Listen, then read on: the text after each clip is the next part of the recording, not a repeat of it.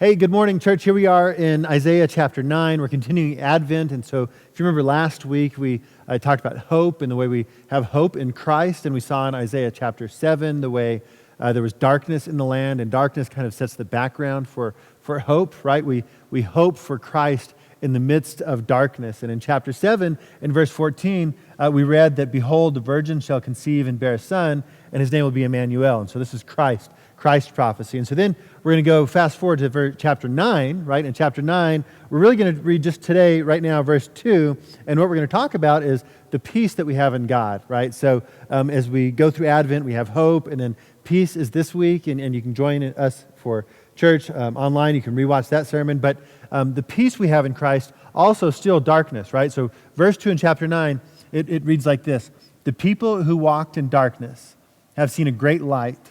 Those who dwelt in a land of deep darkness, on them has light shone." And it's going to play out. What we're going to see is that God is giving us this Son, which is the Son promised in chapter 7. Chapter 9 also, it's Christ. It's the Christ man, Emmanuel, God with us. This Son comes to vanquish darkness, to push it away, to give us peace. And so really what I want you to see in chapter 9 is that, look, darkness hasn't changed. We go back all the way to Isaiah, those, hundreds of years before Christ, thousands of years before us. Darkness was darkness. The oppression, the pain, the suffering, the war, the famine, all the sinful, all the bad stuff, still the same today. The other thing that hasn't changed is God.